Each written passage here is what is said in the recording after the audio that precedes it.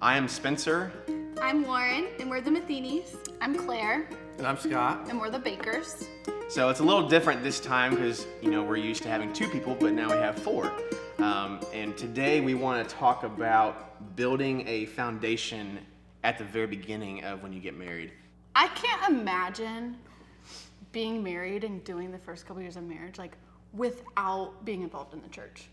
Yeah. Mm-hmm. Not having faith and, just having people that are like-minded surrounding you and encouraging you and lifting you up.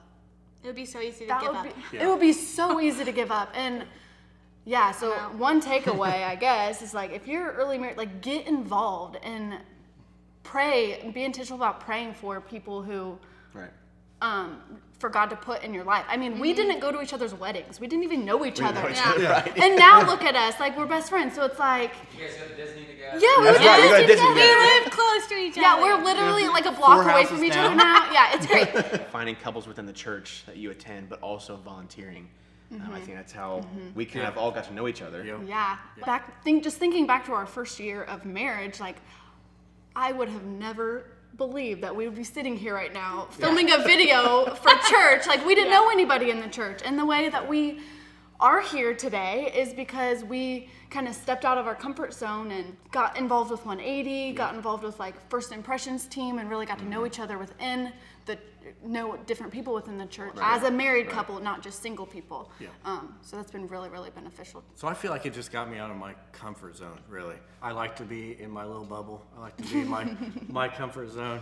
But getting out there and being vulnerable is huge. For me, one thing that if I look back, something that the marriage group has helped me with is learning how to be honest with other people about how I'm feeling, because it's easy for me to think my feelings don't really matter that much and I can take care of those myself, but you can't do that all the time. And so it's been helpful to learn how to be kind of more vulnerable, like Scott said, but also just honest with how I'm feeling about things and not kind of sweeping it under the rug. There were a lot of conversations that Lauren and I had and it kind of goes to what you just said about opening up and being honest.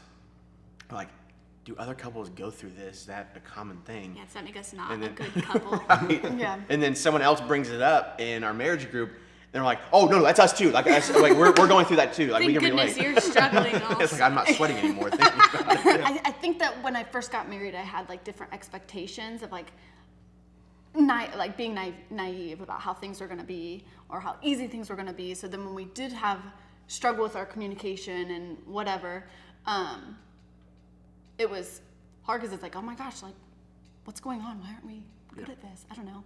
So being able to relate to other people and then learning how to check in with each other and communicate just kind of broke down that barrier of setting those expectations and assumptions and pushing through.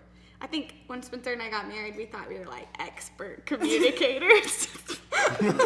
I'm a talker, and I'm a very good listener too, and I can have the longest conversation. But once we got married, that all changed. That I keep things closed in, and I think just everything in life, all your perspectives when you get married, I think it's just living together, being together 24/7. It's just all different. Yeah, and when you're dating, Not you're a bad way. You're No, ooh, yeah. we get to communicate. We're dating, and this is so fun. we get and to then talk you get all the married, and time. you're You have to communicate about some harder happen things now. too. Yeah. It's Yeah. when you're dating, it's you communicate about where you're going to dinner. yeah, and fun future plans. Yeah, fun future plans. but not When are we going to really hard Disney next? problems. Yeah. Exactly. Doing the budget. The budget. Hate doing the budget. Throughout marriage, there's different seasons of life. And I think that's one realization Yeah. as a young married couple, realizing that is just being okay, everything's not going to be high all the time. Everything's not going to be low all the time. Yeah. It's okay if things are like this all the time.